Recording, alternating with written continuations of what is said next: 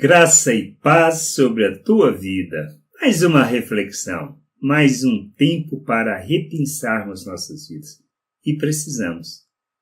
Nós precisamos compreender a vontade de Deus, viver segundo a sua perspectiva, não segundo a nossa religiosidade, nem nossos pensamentos, e nem acharmos que se trata do que vemos, pois não se trata do que vemos. Essa é uma coisa muito importante a gente entender.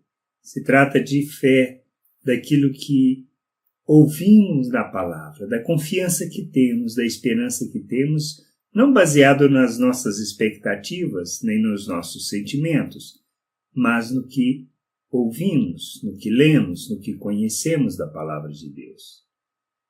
Muitas vezes, tendo as promessas, nós podemos duvidar, mas isso não é algo que deve ser normal nas nossas vidas, porque devemos aprender a confiar. A nossa jornada é um processo para que a gente aprenda a conhecer Deus, conhecer da sua vontade, conhecer as suas promessas e nos submetermos a essas promessas.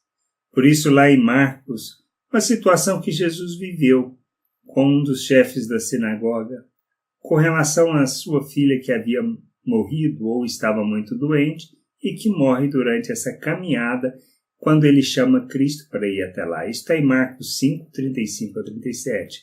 Falava ele ainda quando chegaram alguns da casa do chefe da sinagoga, a quem disseram: tua filha já morreu. Por que ainda incomodas o mestre? Mas Jesus, sem acudir a tais palavras, disse ao chefe da sinagoga: não temas, crê somente. Contudo, não permitiu que alguém o acompanhasse, senão Pedro e os irmãos Tiago e João. O que a gente precisa compreender da nossa vida? Na realidade, ela tem que ser uma expressão de fé. O que é uma expressão de fé? É uma confiança naquilo que fala a palavra de Deus.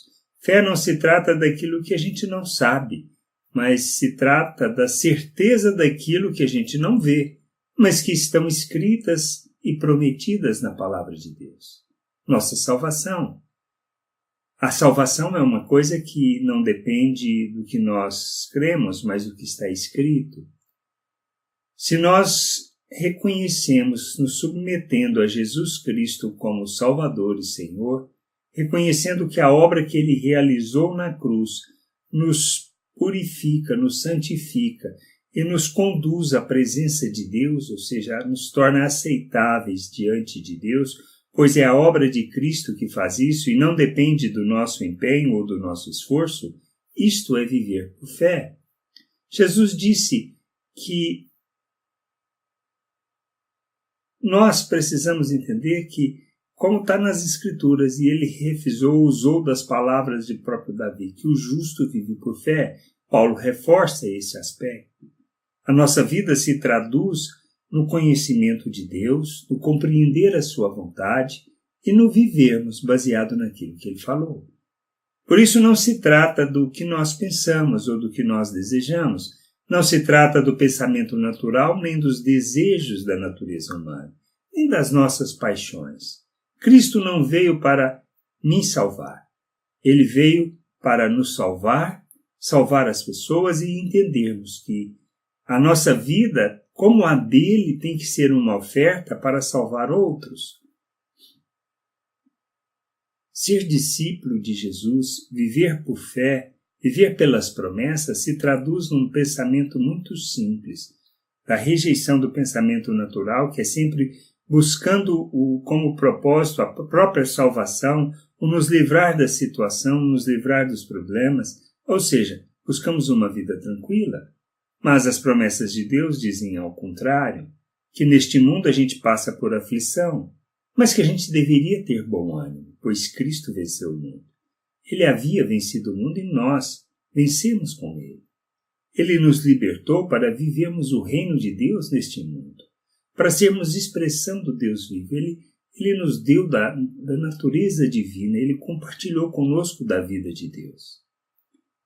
O Pai fez isso por meio da obra de Cristo, para que, tendo sido habilitados e capacitados, nós vivamos neste mundo como filhos de Deus. Isso é promessa. Não se trata do que a gente percebe ou do que a gente vê. Não se trata das situações em que a gente passa. Não se trata dos momentos difíceis que a gente vive. Mas é da convicção daquilo que ele fez, de que estaria conosco, de que andaria conosco. A questão é sermos a oferta em favor do outro. Amar como Cristo. Isso é viver por fé. E não é uma questão de sentimento. Não se trata do que pensamos ou desejamos, mas de entendermos que precisamos viver como Cristo. Que Ele nos habilitou, nos capacitou para revelarmos o Pai, para sermos expressão do Reino, para sermos a manifestação das virtudes de Deus, para sermos a expressão viva de Deus neste mundo. A graça viva, a misericórdia revelada diante das pessoas. São essas questões que nos capacitam, nos trazem entendimento de como devemos viver neste mundo. Justo viver por fé mesmo que as situações pareçam improváveis ou totalmente contrárias àquilo que estão nas promessas e que são as promessas, nós seguimos em frente porque sabemos que elas irão cumprir. Assim como Jesus virou para aquele pai e falou: não preocupa com isso. No fundo foi isso. Eu vou resolver essa situação. Agora, a questão não é nos livrar dos problemas. Essa é a perspectiva natural do pensamento de querer livrar dos problemas. E muitas vezes é fazer a caminhada sabendo que não tem crise, não tem problema. Quando a gente olha a vida de Paulo, a gente vê claramente isso. Não é viver uma vida tranquila, porque é o que ele disse, ele aprendeu a viver alegre em toda e qualquer situação, tanto na abundância como na falta. E o que a gente deve fazer? Viver o reino de Deus. Revelar o Pai, manifestar misericórdia, graça. Ser a oferta em favor das pessoas para que possam conhecer, mesmo que sejam ignorantes, mesmo que lhes falte tanto conhecimento. Pois sendo nós a expressão viva, a carta viva de Cristo, a expressão bom perfume de Cristo, nós não temos outra coisa que fazer que não revelar o Pai ao mundo. E não se trata das situações que estão à nossa volta, nem do que nós vemos, mas se tratam das promessas do Pai. Para a gente viver neste mundo como filho, revelando o reino, manifestando a sua glória. Graça e paz sobre a tua vida. Amém.